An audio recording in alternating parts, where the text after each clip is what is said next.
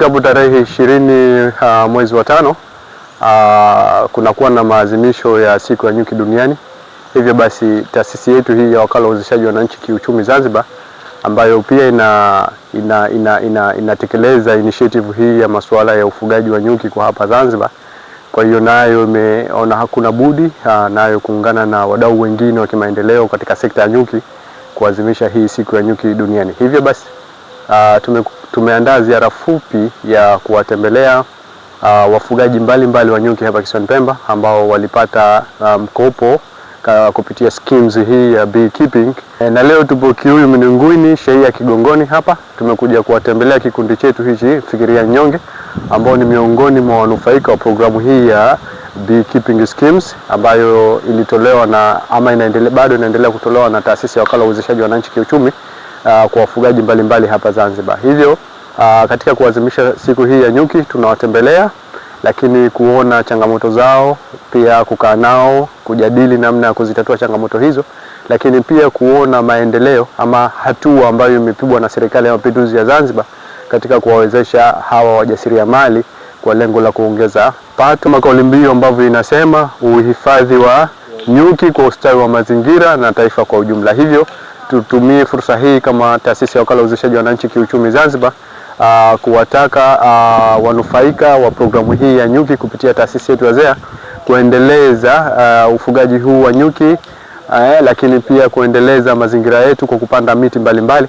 kwa sababu nyuki anaishi na anapenda zaidi akiwa karibu na mazingira ya miti ambayo yanaleta maua, na nyuki anafanya kazi kubwa ya kuchavusha maua hayo kwa ajili ya ustawi wa mazingira hayo. Kwa hivyo tutoe wito kwamba tuendelee kupanda miti, lakini vile vile tuendelee kuwatunza nyuki kama tunavyosema kwamba nyuki pia anazalisha chakula ambayo ni asali, lakini kuna mazao mbalimbali ya kiuchumi ambayo yanazalishwa ambayo yana uhitaji na yana bei kubwa sana katika soko, kama vile Royal Jelly na mazao mengine. Kwa hiyo tutumie fursa hii kuwataka wadau wetu ama wafugaji wetu wa nyuki kuamini kwamba hii shughuli ya ufugaji wa nyuki ni msingi kama misingi mingine ya kiuchumi katika nchi yetu. Angalia kwa mfano wenzetu wa Tanzania bara wamejikita zaidi sana kwenye masuala haya ya ufugaji wa nyuki, na wao wameenda mbali zaidi, wanavuna mazao mbalimbali yanayotokana na nyuki, ikiwemo kama nilivyosema awali hiyo Royal Jelly, lakini kuna hiyo asali wenyewe pia, lakini kuna bee venom ambazo zina bei kubwa katika soko la dunia. Kwa hiyo kama mtu atajikita vizuri na akaamini kwamba shughuli hii inaweza kumletea tija, basi ataiona tija hiyo ya kiuchumi kwa kuzalisha mazao mbalimbali ambayo yanatokana na nyuki ambayo yana faida kubwa zaidi. Wito wangu ni kwamba tuendelee kuhifadhi mazingira kwa ustawi wa nyuki, lakini na taifa letu kwa ujumla. Nyuki anafanya kazi kubwa sana katika kufanya pollination. Kwa hiyo bila ya kuwepo nyuki, kuna baadhi ya matunda tunaweza kuyakosa, ambayo kimsingi matunda hayo yana mchango mkubwa katika afya ama lishe ya sisi binadamu. Kwa hiyo tunapofuga nyuki ni ecosystem. Tunapofuga nyuki tunazalisha na mazao mengine, lakini vile vile tunatengeneza ustawi wa mazingira, lakini pia tunatengeneza ustawi wa jamii kwa kupata hayo matunda, lakini kwa kupata na vile virutubisho ambavyo vinatoka kwenye mazao mbalimbali ya asali. Leo ni siku ya nyuki duniani. Kikawaida tunaadhimisha kile ifikapo tarehe 20 mwezi wa 5, inakuwa ni siku yetu sisi wafugaji nyuki ambao tunafaidika na nyuki.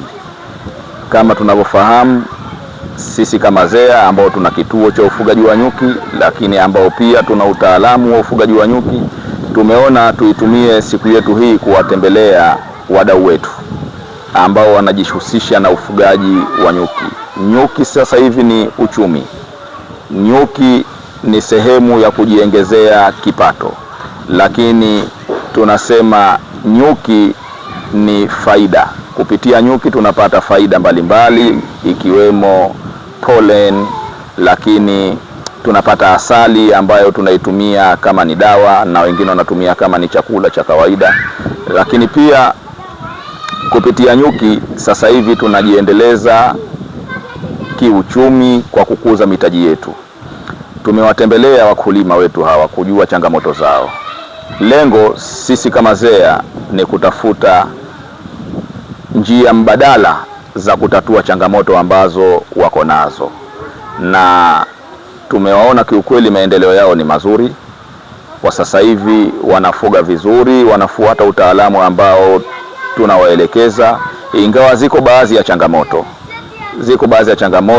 Wanasema wadudu kama aina ya sisimizi, koyokoyo na aina ya mijusi kama wanaofuga maeneo yenye miembe kidogo wanawaletea shida katika mizinga yao ya nyuki, lakini tunaendelea kutafuta njia mbadala ambayo itaweza kutatua changamoto hizo. Zaidi tunawashauri sasa hivi waweze kujenga mabanda ya kisasa. Wakijenga mabanda ya kisasa, wakiweka na zile stand, maana yake mizinga itabakia katika mazingira salama, wadudu watapungua ile kuwaathiri kama wanavyoathiriwa sasa hivi kwa umu wanamotega kwenye miti aina ya miembe na miti mengine maporini. Nyuki ni mazingira. Kimsingi anapokuwepo nyuki, maana yake mazingira yako salama. Nyuki hawezi kuishi mazingira ambayo hayako salama, na nyuki anasababisha pia ukuaji wa mimea, kwa sababu nyuki akitua katika ua la mti mmoja, akaenda katika ua la mti mwingine, akaenda katika ua la mti mwingine, maana yake ule urutubishaji wa zile mbegu unakuwa imara zaidi na mimea inazidi zaidi. Tujitahidi sana kuimarisha mazingira yetu. Tunapoimarisha mazingira yetu yakawa vizuri, maana yake na wadudu nao watakuwemo. Hii ni kama tunasema ni inaitwa ekolojia, maana yake tunategemeana. Ukiweka mazingira vizuri, wadudu wataishi. Wakiishi wadudu, ardhi itapata rutuba, tutapata kufanya kilimo, tutapata kufanya mambo mengine ambayo pia itarudi tena faida vile vile kwetu sisi binadamu. Binadamu, mzunguko wetu wa maisha unategemea hali tofauti, lakini uwepo wa viumbe hawa nao pia ni sehemu ya kutusaidia sisi binadamu kuweza kuishi mazingira yaliyo salama zaidi. Kwa hiyo wito wetu, tunawaomba sana wafugaji wa nyuki waendelee kufuata maelekezo ya kitaalamu ili waweze kupata mavuno mazuri zaidi. Mzinga mmoja wa nyuki kwa sasa hivi ukiufuga vizuri unaweza ukatoa hata lita 15. Juzi tu amekuja mkulima mmoja katika kituo chetu, tumeenda kufua nyuki katika mzinga wake mmoja, tumetoa zaidi ya lita 13 za asali, na lita moja sasa hivi inakwenda mpaka kwenye shilingi 40,000. Kwa hiyo ni faida. Mzinga mmoja unaweza ukazalisha zaidi ya shilingi 500,000. Sisi tulitaka tuondoke katika masuala ya ufugaji, tuingie katika masuala ya ukulima. Kwa maana hiyo sasa hivi tuko katika masuala ya ukulima wa nyuki, si wafugaji wa nyuki. Tayari sasa sisi tumejiimarisha vizuri, tunapanda miti, tayari masanduku tunahamasisha, tunasafisha kila wakati, tayari tunasafisha mabanda letu. Tunashukuru Mungu, alhamdulillah, mizinga yetu iko salama. Na changamoto yetu kubwa sasa hivi ambayo kwamba tunayo katika harakati hizi ni sehemu ya kuwekea mizinga, imekuwa ni ndogo kutokana na uwezo wetu. Sasa hiyo ndio ambayo kwamba sasa hizi inatusakili, kwa sababu mizinga iko juu, ina maana inaendewa ni wadudu, kusafisha haipatikani na kushusha haiwezekani, kwa sababu banda letu limejaa na uwezo wa kujenga banda sasa hivi imekuwa ni mdogo sana. Pia imenisaidia vitendea kazi la kwanza tayari. Kwa maana hivyo kama vimenisaidia vitendea kazi, ina maana ile nafasi niliyokuwa nayo ina maana imeongezeka juu zaidi. Lakini vile vile sasa imetupa elimu kujua kwamba nyuki ni kama nyuki ana matatizo gani, ana faida gani, na unaweza kufaidika kwa kiasi gani kutokana na nyuki. Zamani ilikuwa tunajua kwamba unafaidika kwa kutumia asali peke yake tayari, lakini baada ya kupata elimu na ufahamu nzuri tunajua kwamba kumbe asali ni nyuki ni mali tayari. Nyuki ni mali na inaweza ikakuondosha nafasi ya kwanza ikakupeleka nafasi ya 10 kabisa, na nyuki tayari ni kazi kama kazi nyingine katika maisha. Kwa hivyo mimi napendelea wenzangu inshallah basi waingie kwenye taasisi hii ili tukuze huu mradi na tuoneshe kwamba Wapemba tunazalisha asali kwa wingi zaidi. Pia imenisaidia vitendea kazi la kwanza tayari.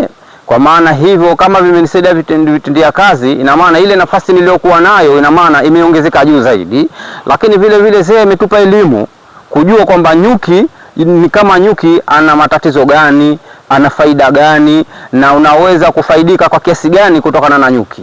Zamani ilikuwa tunajua kwamba unafaidika kwa kutumia asali peke yake tayari, lakini baada ya kupata elimu na ufahamu nzuri tunajua kwamba kumbe asali ni nyuki ni mali tayari. Nyuki ni mali na inaweza ikakuondosha nafasi ya kwanza ikakupeleka nafasi ya 10 kabisa, na nyuki tayari ni kazi kama kazi nyingine katika maisha. Kwa hivyo mimi napendelea wenzangu inshallah basi waingie kwenye taasisi hii ili tukuze huu mradi na tuoneshe kwamba Wapemba tunazalisha asali kwa wingi zaidi. Pia imenisaidia vitendea kazi la kwanza tayari, kwa maana hivyo kama vimenisaidia vitendea kazi, ina maana ile nafasi niliyokuwa nayo ina maana imeongezeka juu zaidi.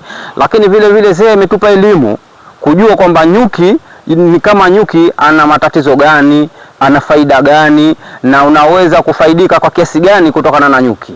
Zamani ilikuwa tunajua kwamba unafaidika kwa kutumia asali peke yake tayari, lakini baada ya kupata elimu na ufahamu nzuri tunajua kwamba kumbe asali ni nyuki ni mali tayari. Nyuki ni mali na inaweza ikakuondosha nafasi ya kwanza ikakupeleka nafasi ya 10 kabisa, na nyuki tayari ni kazi kama kazi nyingine katika maisha. Kwa hivyo mimi napendelea wenzangu inshallah basi waingie kwenye taasisi hii ili tukuze huu mradi na tuoneshe kwamba Wapemba tunazalisha asali kwa wingi zaidi.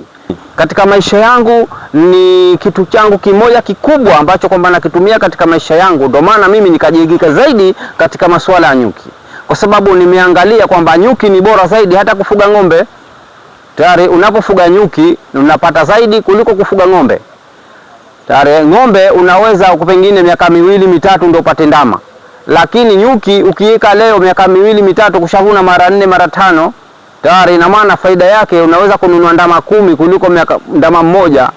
Nikapata mizinga kupata mkopo wazee, nashukuru sana nilisaidia mizinga kama 10, ingawa mizinga karibuni 3 iliibiwa mabondeni huko ikiwa ina nyuki. Sikuiona tena kwa sababu sina ule ufuatiliaji, kwa vile kama ninavyosema sina kwenye kikundi changu sina mtu wa kiume, tuko wanawake watupu.